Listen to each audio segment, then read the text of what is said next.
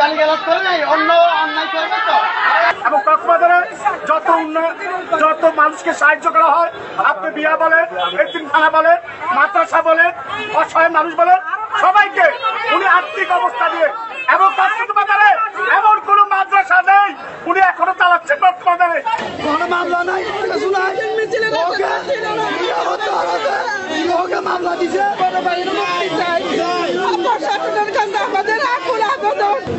এই মিথ্যা মামলায় জড়িত করে প্রতিহিংসামূলক যে পরিবেশ সৃষ্টি হয়েছে, আমরা আইনজীবীরা আইনের আশ্রয়ে মানুষের মুক্তি চাই।